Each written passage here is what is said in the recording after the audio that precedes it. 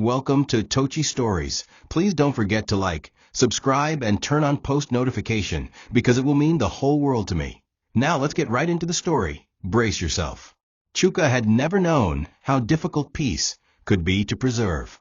After years of searching, guilt, and silence, he thought giving Ama and Kwame a decent life in Nigeria would be the least he could do. He found them a quiet, secure apartment in a gated estate on the outskirts of Lagos, modest but dignified, with a private school nearby and enough space for a fresh start. Ama resisted at first, wary of depending on him. "Chuka," she said gently, "I raised him alone. I've built strength in places you cannot see." But he pressed. "Let me do this one thing. Not because I pity you, Ama, but because I owe you everything." She finally accepted, her eyes filled with cautious gratitude. As they moved in, Kwame's excitement was unmissable. He ran from room to room, his lion head bracelet clinking softly with each movement. Chuka stood at the door, silently watching, trying to breathe without choking on the heaviness of what he had missed all these years. Back home, however, a storm had begun to gather. Olana, his wife, sat on the edge of their bed, clutching her swollen belly and staring blankly at the walls. She had noticed the changes, his increased absences, the hidden calls, the softness in his tone whenever he said, "I'll be back." At first, she told herself it was temporary. He was just processing everything. But when she checked his iPad and saw bank transfers to a woman named Ama with a Ghanaian address, something inside her snapped. She hadn't cried. No, crying would make her look weak. Instead, she plotted. How dare he bring another woman and child into their lives? How dare he build a life elsewhere while hers hung in uncertainty? She pressed her hand against her belly and whispered to her unborn child, "He thinks he can walk away from us? Let him try." Her voice was ice. She wasn't going to lose. Not this time. Not to a woman she never knew existed. Later that week, as Chuka arrived home exhausted but somewhat hopeful, Olana greeted him with silence and cold eyes. She had cooked dinner, egusi, yam, and fried plantains, his favorite. But he couldn't taste any of it. The air was thick with tension. After dinner, she casually placed her palm on her belly and said, "You're not the only one with a child now, Chuka." He froze. "What do you mean?" She smiled sweetly. "I'm pregnant." "Congratulations, Daddy." But beneath the smile was a warning. She had no proof whose child it was. Maybe she didn't even care. But she would use that baby as a weapon, and Chuka didn't even know it yet. He stood there, stunned, whispering, "God, what have I done?" The days that followed were filled with a strange rhythm, a dance between duty and discomfort. Olana, with her perfect manicures and carefully staged sobs, began acting the role of the neglected wife to perfection. Every morning, she would post pictures of herself looking pregnant and glowing, with captions like, "Every woman deserves attention, especially when she's carrying life." Her friends commented with support, her followers increased, and the world began to paint her as the patient, loyal wife of a distracted billionaire. Chuka, meanwhile, was running between two worlds, helping Kwame adjust to his new school, taking Ama for hospital checkups, and attending court meetings to settle his business deals. Each time he returned home, he was met not with warmth, but with scorn. "Where were you this time?" Olana would ask, her arms folded across her chest. "At your second home?" He wouldn't answer anymore. Silence had become his only defense. He knew she was hurting, but he also knew she had begun weaponizing that pain. Kwame, sensitive and sharp beyond his years, began to notice the shift too. "Daddy, are you married to that lady at the big house?" he once asked quietly, drawing circles on a piece of paper. Chuka knelt beside him and nodded slowly. "Yes, son, but it's complicated." Kwame looked up at him, his eyes wide. "Does she like me?" Chuka hesitated. That silence was enough. The boy stood up, walked to the window, and began humming to himself. He was starting to feel it, the rejection, the distance, the unspoken divide. Ama did her best to shield him from it, often encouraging him with little notes in his lunchbox. "You're brave, Kwame. Shine like the sun." But she, too, felt the pressure mounting. Olana had started calling her phone from unknown numbers, dropping veiled threats like, "Enjoy your time in my country while it lasts." It wasn't just jealousy, it was war. Then came the morning Olana found Chuka at Kwame's school event, clapping, cheering, laughing freely. She watched from a distance, in a tinted SUV, her blood boiling. That evening, she said nothing. Instead, she laid on the bed, stared at the ceiling, and whispered to the child growing inside her, "He's making his choice. And I will make mine." She began documenting everything, every late night, every moment he spent outside, every slight. She had a plan. If he wanted to choose his lost family, then he would lose everything else. She didn't just want to hurt him, she wanted to break him. Completely. The next few weeks became a living nightmare for Chuka. Olana's mood swings were no longer emotional, they were strategic. She would wait until he came home, drained and desperate for peace, then drop a landmine of accusations. "So you've picked the bastard and his whore over your real family," she spat one night, flinging a vase across the room. "That child carries your blood. This one in my belly is yours. But you've chosen shame." Chuka tried to reason with her, tried to explain the years he lost, the pain he felt, the boy's longing. But she wouldn't listen. She screamed louder, cried harder, and played the victim better than anyone he had ever known. In public, she held his arm tightly, smiling for cameras. At home, she made his life hell. Then came the ultimate play. She called her lawyer quietly and began filing for divorce. Not just any divorce, but one that demanded half his estate, exclusive rights to their home, and child support for the unborn baby. Her lawyer smiled as she read the terms. "You've played your part well, madam. Courts sympathize with pregnant women, especially betrayed ones." Olana nodded, proud. She had the media on her side, the sympathy of the elite, and a pregnancy she wielded like a sword.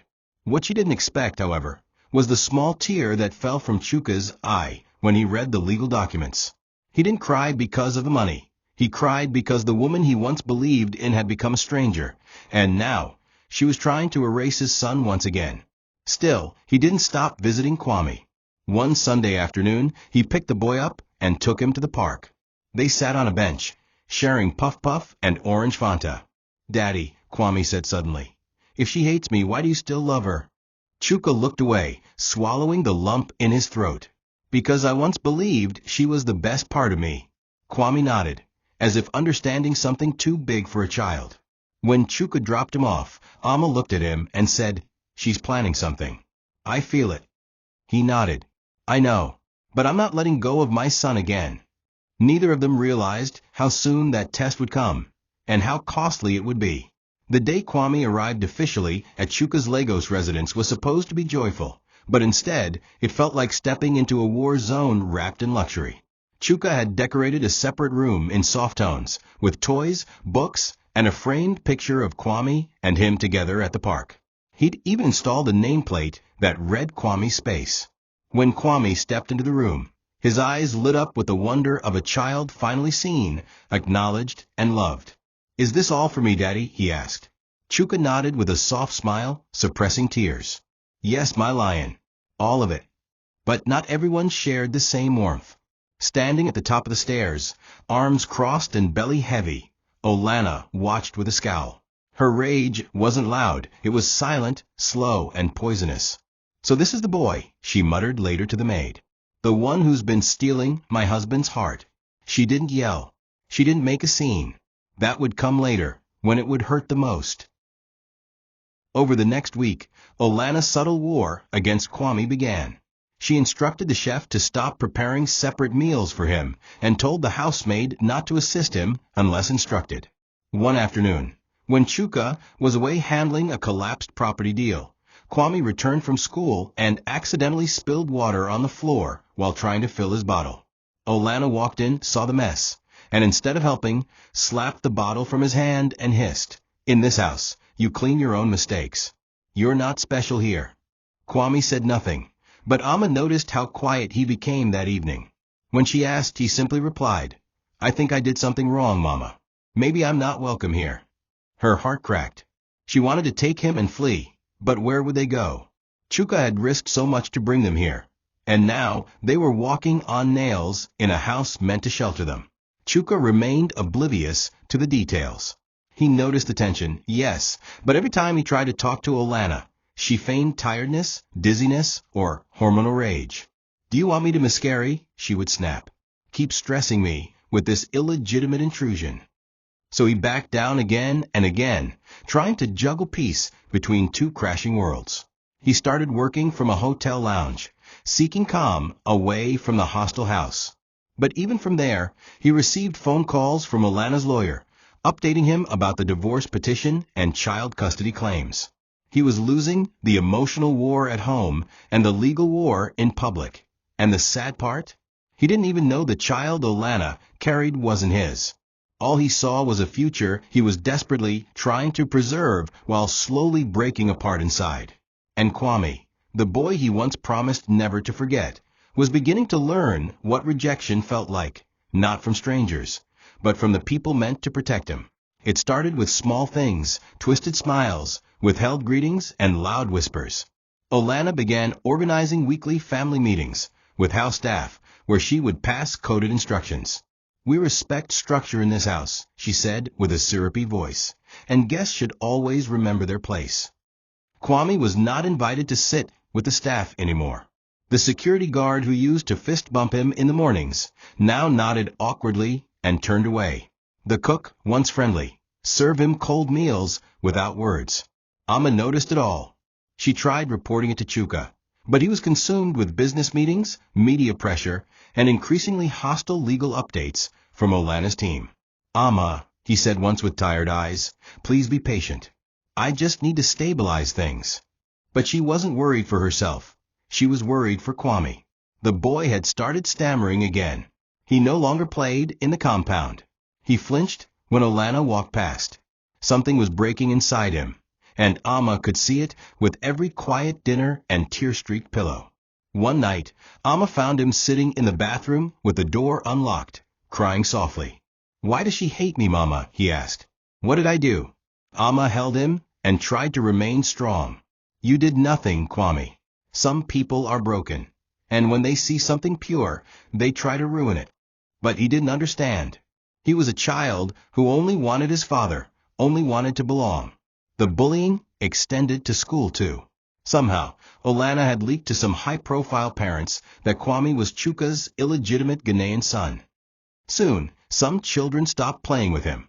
Their parents warned them to avoid the charity case. Kwame came home bruised one day, claiming he fell. But the truth came out when a classmate mocked him for having two mothers and no real family. Chuka was livid, but Olana acted shocked. "I would never," she exclaimed, with tears in her eyes. "How could you accuse the mother of your unborn child of such evil?" Chuka began to see cracks. He saw how Kwame never looked Olana in the eye. He heard the silence in the house even when laughter played on TV. One evening, when he tried to confront Olana, she flew into a rage. "You dare defend them over your own wife and child," she screamed. "They are invaders. You brought them into my home." She threw a glass across the room. Chuka stood frozen. He didn't recognize her anymore, or maybe he finally saw who she'd been all along. Later that night, he told Amma he would find them another apartment. "Just give me time," he said. "I'll make this right." But that time would never come, because Olana had already decided how this story would end, and it would end with Chuka in handcuffs. The betrayal wasn't loud. It didn't come with sirens or smoke. It came in the form of a single morning when Chuka walked into the living room to find two uniformed officers waiting with stern expressions. "Mr. Chuka Anazi," one asked, "you are under arrest for domestic violence and assault on your pregnant wife." The words didn't make sense. He blinked. "What?"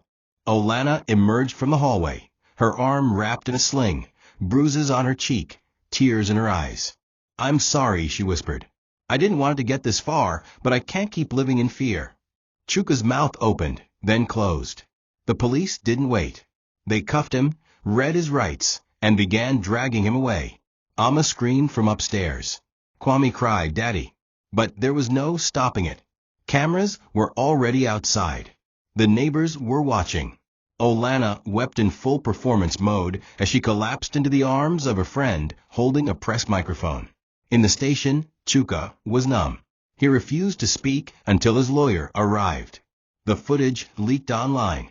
Billionaire abuses pregnant wife, The headlines read, "Corporate boards cut ties immediately. Endorsement deals froze." The court of public opinion judged him guilty before trial. In prison, he was mocked by guards and feared by inmates, not because of what he'd done, but because of who he used to be. From mansion to cell block, one whispered, "Rich men always fall." But Chuka didn't fight it. He couldn't. Not until he understood how everything had collapsed. When his lawyer finally came, he brought files, receipts, and one single lead. Olana faked the bruises. But proving it will take time. That time cost him bail, visitation rights, and every ounce of respect he had left. Back at the mansion, Olana redecorated immediately. She threw out Kwame's things. She told the staff to erase any memory of Amma and her son. "This is a clean start," she said. "This house is mine again." She began preparing nursery rooms, calling magazines to document her healing journey. But what she didn't expect was the one woman she thought had walked away, Amma. When Amma received the call that Chuka had been jailed, she packed her bags, kissed Kwame on the forehead, and said, "No one destroys this boy's future. Not even a queen with a baby bump." The war had just begun, and Amma was ready to burn down every lie to rescue the only man who ever tried to do right by her and her child. The prison cell was cold, but it was nothing compared to the coldness in Chuka's heart.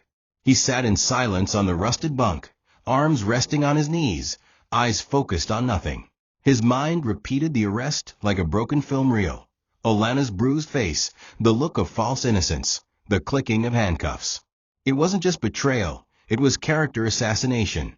Each passing hour behind bars stripped him of his identity. He wasn't a billionaire here. He was just another man, with a charge sheet hanging over his head like a curse. He had no access to his phones. His company had already released a statement distancing themselves from him, and his legal team couldn't keep up with the media whirlwind. Chuka Anazi, wife-beater, liar, and secret father, read a viral tweet. He laughed bitterly to himself. So this is how it ends. But deep inside, a fire had started, not one of revenge, but of realization. The woman he once built a home with had declared war, and in her fury, she'd burned down not just his house, but also his dignity. Outside, Olana was thriving in the ashes. Her social media exploded with support. She posted carefully curated images of herself in flowing gowns, looking strong yet broken, holding her growing belly with captions like, "Healing is hard when the bruises are fresh, pray for me." Celebrities and activists reposted her story, calling her brave.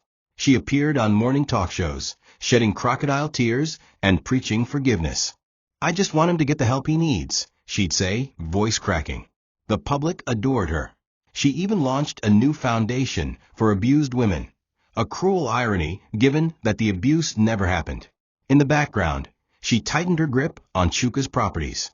With court sympathy heavily in her favor and the judge wary of appearing biased against a pregnant woman, Olana was granted temporary ownership of the Lagos mansion, frozen business shares, and a hefty monthly allowance from Chuka's accounts. She told her lawyer, "Let him rot. This is the price of betrayal." What she didn't know was that outside of the cameras, someone was watching, waiting, and preparing to fight back. That someone was Amma. The moment she got the call from a journalist friend about the arrest, she had rushed to Lagos. She didn't knock on doors. She kicked them open. She stormed Chuka's lawyer's office, demanding answers. She went to the hospital Olana claimed had treated her and began asking questions. No bruises were treated here, the nurse confessed off record. Amma started gathering every voicemail, every threatening message Olana had sent her months prior. She reached out to the cook, who had served under both women, and paid for his silence to be broken. Piece by piece, she began to see the puzzle forming, a carefully calculated plot to destroy Chuka and erase Kwame's presence forever. But Amma wasn't interested in pity. She wanted justice. "You went too far, Olana," she whispered to herself one night, holding Kwame's bracelet in her hand. "You used your womb to bury the truth. Now I'll use the truth to destroy your lies." The court hearing began like a spectacle. Press trucks parked outside, reporters jostling for a glimpse of the battered Olana and the disgraced billionaire Chuka. He walked into the courtroom in handcuffs, hair unkempt, beard untrimmed, but eyes burning with restrained fire. Amma sat at the back, watching quietly, a mountain of documents on her lap. Olana entered dressed in flowing white, a halo of sadness surrounding her. She carried her bump like a weapon, a symbol of innocence. Her lawyer opened with a gut-wrenching statement, painting Chuka as a rich man with anger issues who abandoned his pregnant wife for a woman from another country. Gasps echoed. Olana sobbed dramatically at the mention of betrayal. The judge nodded sympathetically. The entire room felt slanted. But then Amma stood up and requested to speak. At first, the judge denied it, citing that she wasn't on the case officially. But Chuka's lawyer insisted. Your Honor, what she holds will change this case forever. Amma walked to the front with quiet fury. She didn't shout. She didn't scream. She placed a recorder on the table and pressed play. Olana's voice filled the room. I swear, I'll destroy him if he brings that bastard here. I'll make him regret choosing them over me. The court went silent. She handed over screenshots of messages where Olana threatened to fake injuries. Then came the hospital report, one that stated Olana had not been admitted on the date of the alleged assault. The judge leaned forward, eyes narrowing. Amma then presented a final blow, a private paternity test she had run using a toothbrush from Olana's home and DNA samples from Chuka's hair. The baby isn't his, she declared, her voice steady. She used her pregnancy to destroy his life. Olana erupted. She's lying. That's illegal. That baby is his, she screamed. But the damage was done. The judge ordered an official paternity test and adjourned the case for review. The once praised queen of victimhood was now standing on shaky ground. The public turned like wolves sensing weakness. Hashtags changed from hashtag Justice for Olana to hashtag Free Chuka overnight. Influencers deleted their old supportive posts. News blogs started asking questions. Was it all a lie? Who is Amma, and why is she fighting so hard? Olana, once adored, was now hounded. Her manager canceled all her interviews. She locked herself in the mansion, surrounded by silence and luxury, yet empty. Her world was crumbling. Meanwhile, Chuka, though still in custody, was given better treatment. His lawyer filed for immediate release, pending the new investigation. And for the first time in weeks, he smiled slightly when Amma visited him and whispered, "They're starting to believe the truth. Just hold on." But though the lies were breaking, so too was everything Chuka had built. His assets had been drained, his public image scarred, and his emotional spirit fractured. Winning the truth was not the same as winning his life back. The prison gate finally opened for Chuka after 3 soul-crushing weeks.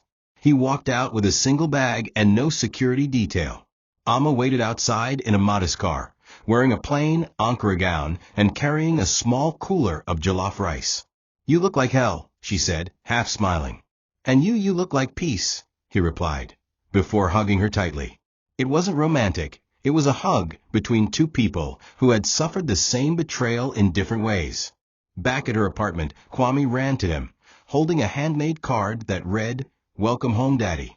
Chuka fell to his knees and wept, not because of the pain, but because of the boy's innocence. They ate dinner as a family, and for the first time in a long while, Chuka slept without nightmares. But morning brought a harsh reality.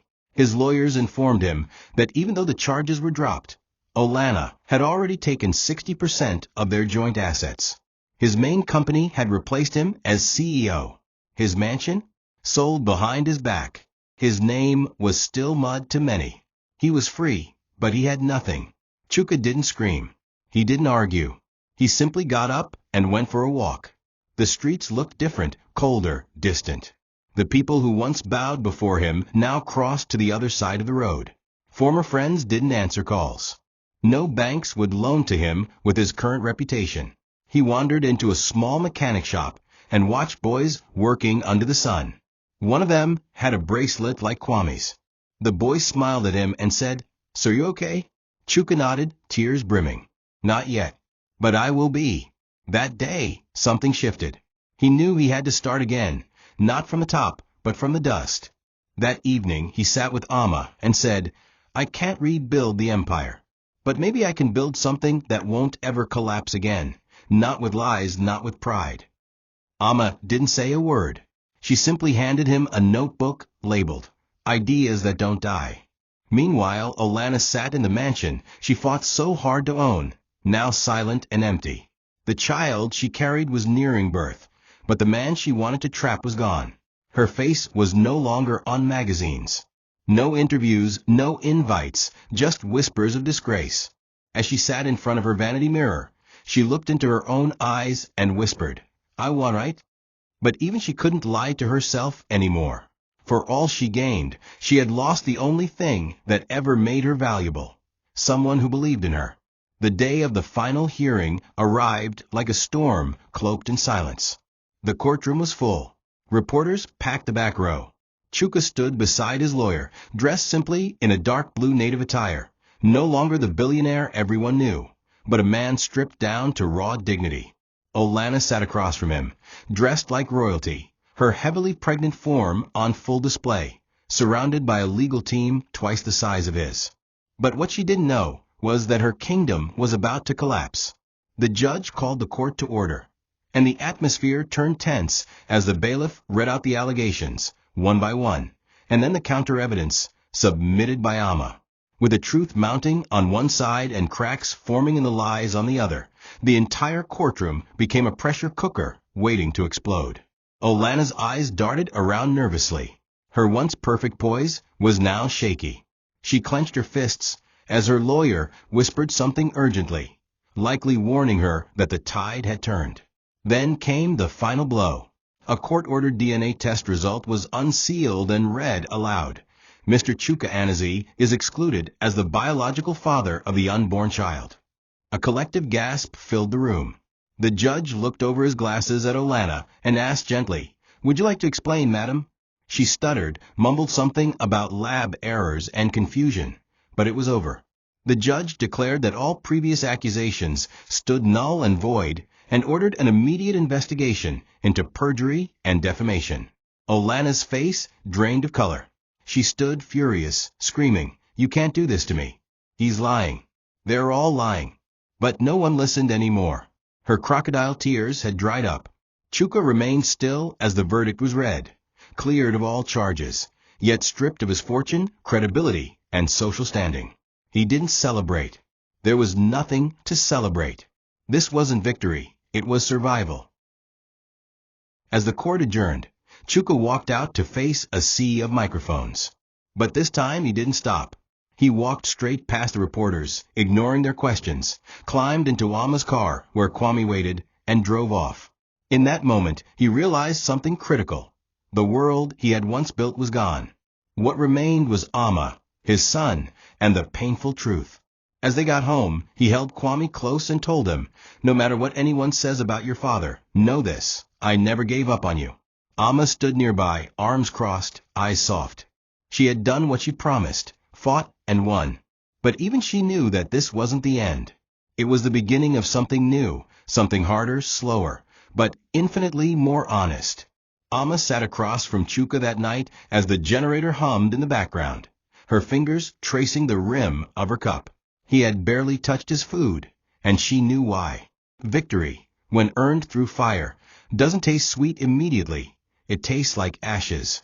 I didn't think I'd have to fight this hard just to prove your innocence, she said softly, breaking the silence.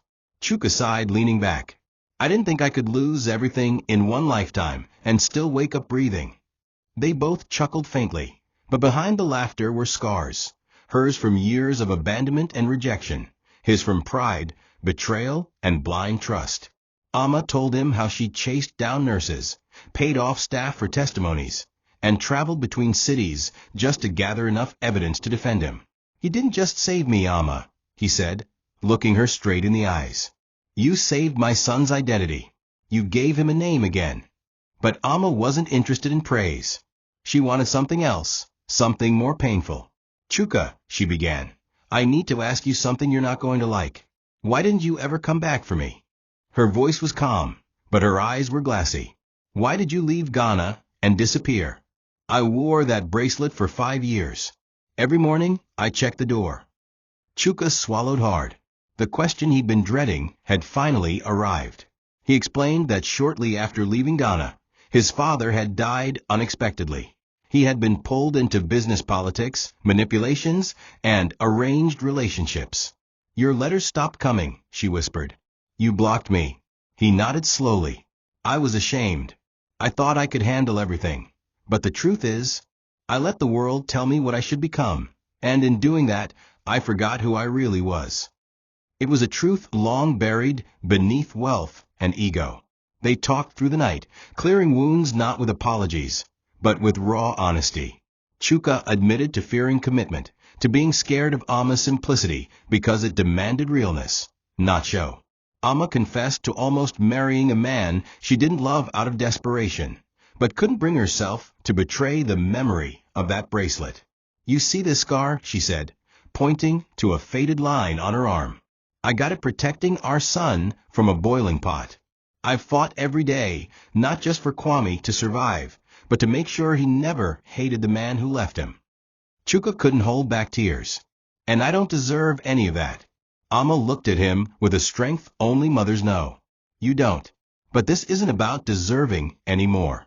It's about deciding what we do with what's left." The fallout of the DNA test didn't end in the courtroom. It rippled through the city like a wildfire. Blogs that once sang Olana's praises now tore her to shreds. "Fake victim," "Gold digger gone wrong," and "pregnancy scam exposed" were just a few headlines. Brands dropped her. She released a tearful Instagram video claiming emotional breakdown and trauma, but the damage was done.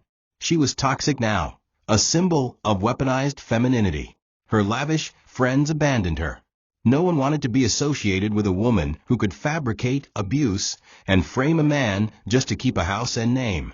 She moved out of the mansion quietly one evening, bags in hand, belly heavy with the unborn child of a man whose identity she now refused to reveal. Her name was smeared beyond repair. And worst of all, she knew that when that child was born, he or she would inherit the curse of a mother's deceit. Chuka watched the collapse of Olana's world with a strange mix of relief and sadness. He didn't hate her, he pitied her. She had used love like a weapon and ended up shooting herself. But his life wasn't much better. His assets were gone. His properties either seized, sold, or under court restriction. The once proud billionaire now rented a modest apartment and carpooled with Amma to work. She had started a small catering business and insisted he help with branding. "You may have lost a company," she said with a smirk, "but you still have a brain." He agreed. Slowly, they began rebuilding. Not as lovers, not yet, but as co-parents who shared an unbreakable bond, forged in fire, lies, and redemption. Kwame returned to school with confidence. Teachers noticed his transformation. "He smiles more now," one said. "He's not hiding anymore." But the world wasn't done with Chuka. An old investor reached out, one who remembered the real Chuka, the one who built a logistics empire from scratch years ago. "We saw the tapes. We believe in you," he said. "Want to start again?" It wasn't a handout. It was a chance. Chuka discussed it with Amma. "Are you ready to lose sleep again?" he asked. She laughed. "I've been losing sleep for 10 years. Might as well lose it for something good."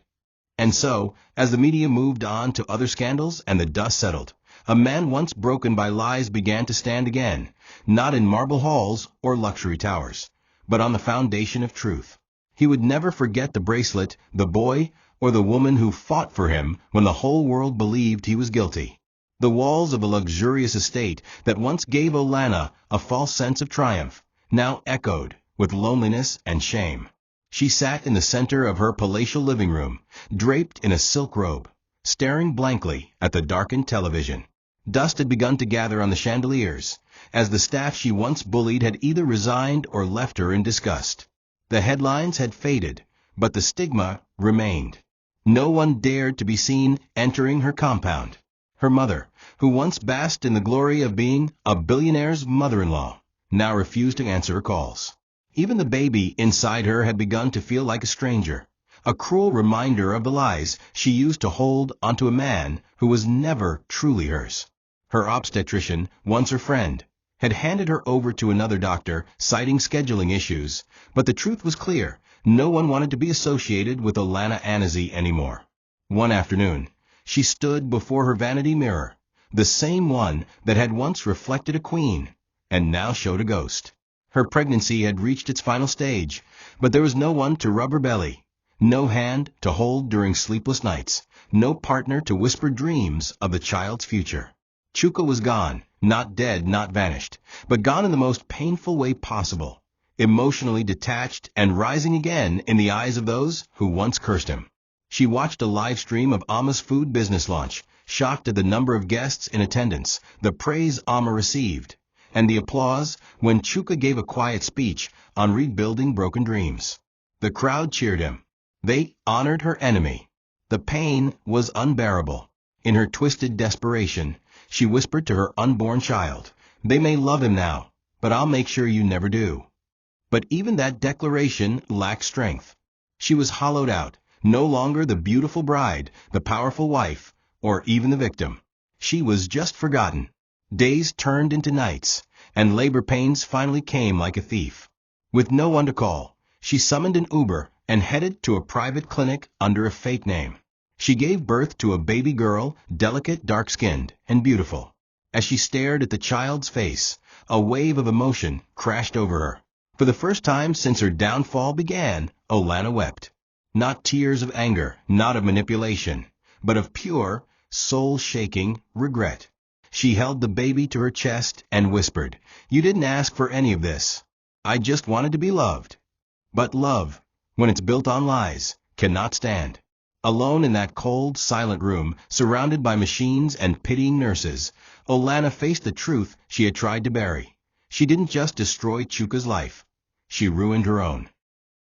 Even after his release, Chuka found it hard to walk freely. Though his name had been cleared, his body carried invisible chains. His steps were slower, his laughter shorter, and his eyes dimmer. There were nights he still woke up sweating, heart pounding, convinced that the guards were coming for him again. Prison had altered something inside him, not just the loss of comfort, but the erosion of identity. He would stare at his reflection in the bathroom mirror and see not the successful man he once was, but a survivor, a man who had tasted betrayal from the closest place possible, the home. Sometimes, while brushing Kwame's hair or watching Amma prepare jollof in the kitchen, he would silently ask himself, "What did I miss? How did I not see it coming?" The shame clung to him like a second skin, and though Amma never blamed him, he carried the guilt of allowing Olana's venom to fester unchecked. He avoided public places at first. When he did finally walk into a grocery store with Amma and Kwame, whispers followed. Some people glanced in admiration, others with curiosity, and some with contempt. "That's him," they murmured, "the man who lost everything." But Chuka held his head high, his grip on Kwame's hand firm. "Your name means something again," Amma had told him that morning. "But it's up to you to decide what it stands for now." So he started small, volunteering at a local school, teaching teenage boys about financial literacy, helping his former drivers start their own logistics cooperative. It didn't pay millions, but it fed his soul. At night, when all was calm, he'd sit outside with a notepad, sketching business ideas with Kwame on his lap. They weren't fancy. No apps, no stock projections. Just dreams, honest ones. But healing is never linear. One evening, Chuka received a letter from the board of his old company, a polite but brutal reminder that he would not be reinstated. The company had moved on, and so should he. The finality of it hit him harder than prison bars. He stood by the window for hours, the letter in hand, and didn't speak. Amma approached worried. "You okay?" she asked. He didn't answer. Finally, he turned and said, "It's like grieving someone who didn't die, just changed into someone else." She nodded. "Then maybe it's time we bury him, and meet the new man you're becoming." In that moment, he realized that perhaps this wasn't about getting his old life back. Maybe it was about building a better one, even if it meant starting with nothing but a borrowed chair and a father's promise. They called him the King of Freight once. Chuka Anazi had built his empire from a single warehouse into a nationwide logistics powerhouse. He had television appearances, business awards, and deals signed in glass towers. But now he stood at the back of a classroom, using a marker on a whiteboard, teaching 10 boys about shipping routes and the importance of honesty in entrepreneurship. The same man who once flew private jets now rode Okadas to his workshops. Yet there was something pure in his new rhythm. The boys respected him not for his past wealth, but for his story, his scars. One of them raised a hand and asked, "Sir, if you were so rich, how did you lose everything?" Chuka smiled, leaned against the table, and said, "By trusting someone I didn't really know, and forgetting someone I should have never left." That answer, raw and real, sparked a silence deeper than any applause. Meanwhile, Alma's food business was growing. She had opened a second outlet near a school campus, and her branding, designed by Chuka, was becoming recognizable across the city. Customers loved her cooking, but even more, they admired her strength. When asked about her past, she never spoke ill of Chuka. Instead, she would say, "We're all just people trying to get it right the second time." Her humility and grace made her a beloved figure in the community, and slowly, offers started pouring in for mentorship, partnerships, even media interviews. But she declined them all, focusing instead on rebuilding her life quietly. Chuka supported her from the shadows, occasionally washing dishes in the back or handling delivery logistics like a faithful friend. Their relationship wasn't romantic, but it was intimate in the most human way, built on shared tears and quiet endurance. Then one day, Kwame came home with a drawing. It showed 3 stick figures holding hands. "This is you," he said, pointing to the tallest one. "And this is me. And this is Mommy Ama." Chuka held the paper for a long time before asking gently, "And who's the 4th person over here?" Kwame replied, "That's the version of you that used to forget. He's walking away now. I don't like him." Chuka's throat tightened. He turned away, pretending to wipe his face, and whispered, "Neither do I, son." That night, he placed the drawing beside his bed. It was more than a child's sketch, it was a mirror. And in it, he saw the man he used to be, the pain he'd caused, and the son who had forgiven him anyway. It was in that silent acceptance, in that unspoken grace, that Chuka began to rise, not as a king, but as a father who finally remembered what mattered most.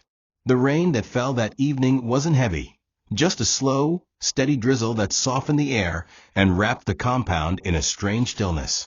Chuka sat under the wooden shade behind their modest apartment, watching Kwame scribble in his sketchbook. Ama was inside on a call with suppliers, her voice calm and professional. The light from the bulb above cast a gentle glow on them, creating a cocoon of warmth. It should have been peaceful. Yet, as Chuka took another sip from his glass of water, a question came from the boy that silenced the crickets around them. "Daddy," Kwame asked, not lifting his eyes from the page, "why do bad people win sometimes?" The words weren't loud, but they were heavy. Chuka paused, the glass frozen midair. He turned to face his son. "What makes you ask that?" he asked softly, though he already knew the answer. Kwame shrugged, finally looking up. "Because she hurt you, and you went to prison. But now she's still out there, and you lost everything." Chuka stared at his son for a moment, the weight of his response forming in the pit of his stomach. How do you explain a world so broken to someone so pure? He leaned forward and pulled Kwame gently into his lap. "You see, son," he began, "sometimes in life, people who do wrong seem like they're winning. They smile, they laugh, they even enjoy good things. But what they carry inside is something you can't see. It eats at them. It changes them. And most of the time, they're fighting battles in secret. But people who do right, even when they suffer, they sleep with peace. They walk with truth.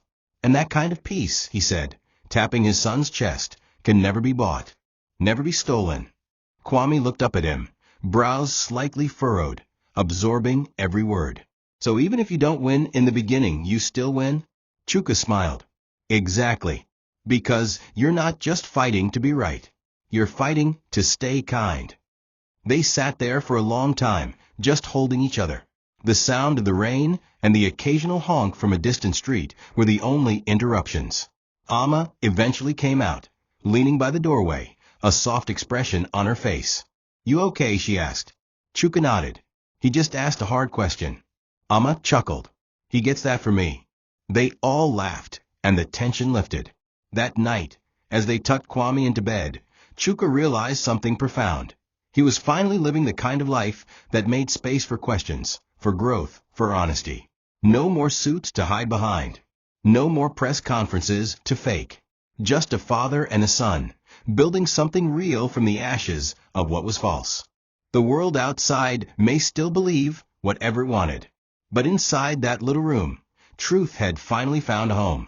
The morning after Kwame's question felt like a new beginning. Not because anything grand had happened, but because something small, something sacred, had shifted in Chuka's spirit. He woke early, made breakfast with Amma, and they all ate together at the table. They talked about school, business, and for once there was no mention of courts, scandals, or property disputes. It was just life. Plain, humble, beautiful life. Afterward, Chuka walked to a nearby community center where he had been volunteering. He was scheduled to lead a group of young men in a session titled Starting Over After Loss.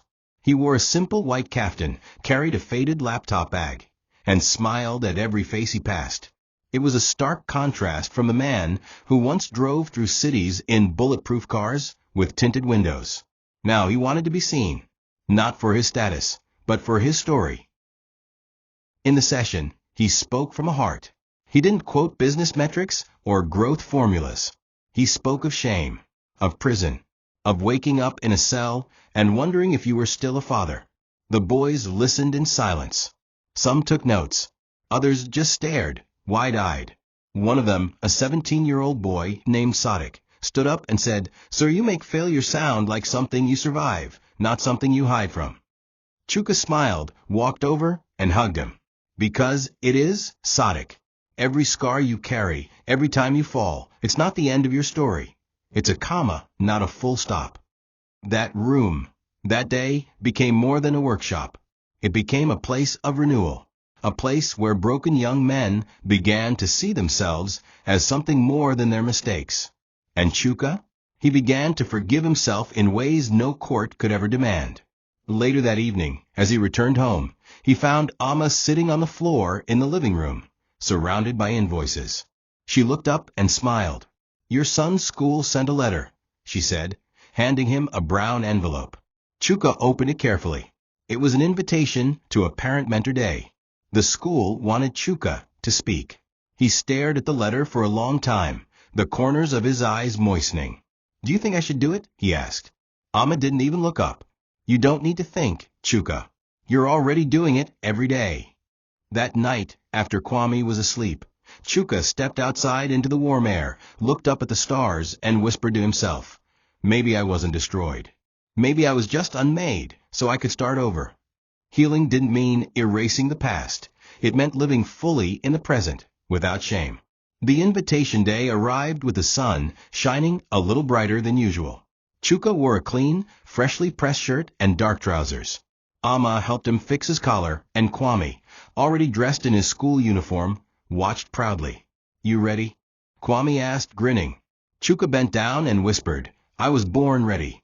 The three of them walked into the school like a family, not bound by title or marriage, but by truth and experience. The event was set in the school auditorium. Parents filled the rows, murmuring softly.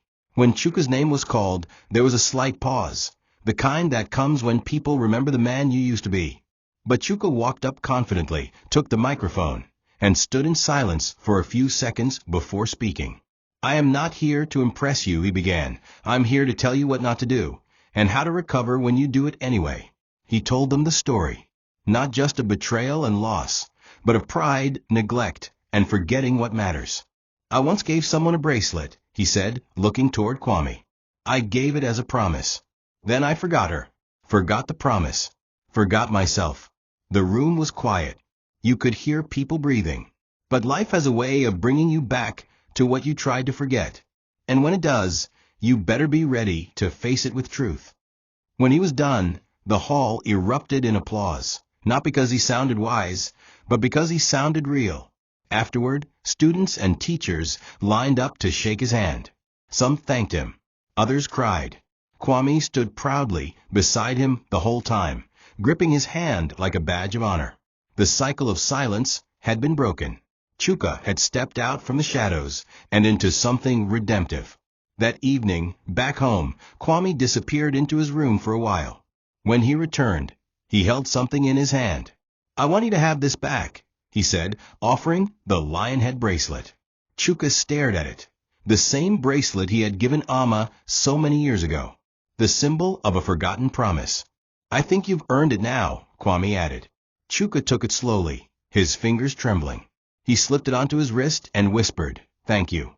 Amma stood by the doorway, her eyes moist, saying nothing. The bracelet didn't erase the pain, but it reminded them all that promises, no matter how broken, can still be mended. That night, as they ate together, laughed, and planned their week, Chuka realized something. He hadn't just found his son. He had found his soul again. The invitation to speak at Kwame's school came with a short note from the principal. "We believe your journey will inspire the children, not because of your wealth, but because of your resilience." Chuka read that note at least 10 times before folding it into his pocket. That morning he didn't wear anything extravagant, just a simple native attire, dark blue with fine embroidery. He stood in front of the mirror and took a deep breath. Behind him, Amma appeared, placing a hand on his shoulder. "It's not about perfection," she said. "It's about honesty." He nodded silently. At the school, the auditorium was filled with curious faces. Young students eager to hear a billionaire speak, not knowing he had once been dragged through the mud and left with nothing. Chuka walked slowly to the stage, adjusted the mic, and began without fanfare. "My name is Chuka Anazi, and I have failed more times than I can count." The room stilled. You could hear the rustle of notebooks as students leaned in. Chuka continued, weaving his story with brutal honesty, not glorifying his success, but laying bare the arrogance that led him to abandon the people who mattered. He spoke of Alana, not with vengeance, but with clarity. He spoke of prison, of the shame that kept him awake at night. And then he spoke of Kwame, the boy who wore a bracelet and unknowingly carried the broken pieces of his soul. "I gave that bracelet as a promise," Chuka said, locking eyes with his son. "Then I forgot it. I forgot her. I forgot myself. And it took nearly losing everything, including my freedom, for me to remember who I was meant to be." Tears welled up in the eyes of teachers and parents. Some bowed their heads, others wiped their faces openly. This wasn't a business seminar. It was a confession, a redemption song. When he was done, there was no applause at first, just a long, powerful silence. Then, slowly, hands began to clap. First from the back, then across the room, then an eruption. A standing ovation not for a flawless man, but for one who dared to be broken in public and rebuild without pride. As Chuka stepped down from the stage, Kwame ran to him, hugging him tight. "That was the best speech I ever heard," he whispered. Chuka chuckled, lifting him slightly. "That's because it came from the heart, not the boardroom." Amma watched from the sidelines, her heart full. In that moment, Chuka knew he wasn't just a father by DNA. He was a father by sacrifice, by choice, by change. He had finally spoken not just as a man with money, but as a man with meaning. The kind of father he had once promised to be. Weeks passed, and the dust finally settled. The media had moved on to newer scandals, and the name Chuka Anazi no longer trended with controversy. For the first time in years, Chuka had peace, not in the form of mansions or investments, but in the laughter of his son and the quiet strength of a woman who never asked him for anything but truth. He started rebuilding with a small business consulting office in a rented 2-room shop near the edge of the city. It wasn't flashy, but it was his. He printed flyers himself, went from market to market offering free advice to struggling traders, and gradually earned their trust. He no longer measured his worth in contracts or balance sheets, but in the eyes of the people who now saw him as someone who understood failure and showed them how to rise from it. Amma's food business had also expanded. A third outlet was under construction, and she employed single mothers and ex-convicts who had nowhere else to go. Her brand, Amma's Flame, wasn't just known for its delicious meals, but for its story. At every location, there was a mural of a lion head bracelet and the words, "What is forgotten can be remembered. What is broken can be mended." It was a silent tribute to everything they'd endured and overcome. At night, they would sit on the porch of their humble home, watching Kwame ride his bicycle and talk about the past not with bitterness, but with grace. They still weren't lovers. They didn't force romance. But there was love, the deep kind, the honest kind, built on mutual pain, shared healing, and growing trust. And sometimes, love doesn't need a label to be powerful. It just needs presence. One day, as Chuka locked up his small office, a man in a suit approached him. "You're Chuka Anazi?" he asked. Chuka nodded slowly, wary. The man handed him a card. "We've been watching your work. Quiet, but effective. The government is launching a new SME program. We need someone who's lived both sides of success, and you're it." Chuka took the card, stunned. The world, it seemed, hadn't written him off after all. He walked home slowly that day, passing the streets that once buzzed with his convoys, now walked with his feet. When he got home, Kwame greeted him with a drawing, another bracelet sketch, this time with flames surrounding it. "This means it can never be broken again," Kwame said proudly. Chuka bent down, tears silently falling. "Yes, son," he whispered. "It never will." The journey had cost him everything, but gave him everything that truly mattered. The bracelet had returned not to remind him of his failure, but to anchor him in his healing. Thank you for watching this video. What did you learn from this story? Drop it in the comments. Please make sure you like, comment, and subscribe to my YouTube channel TOCHI Stories for more.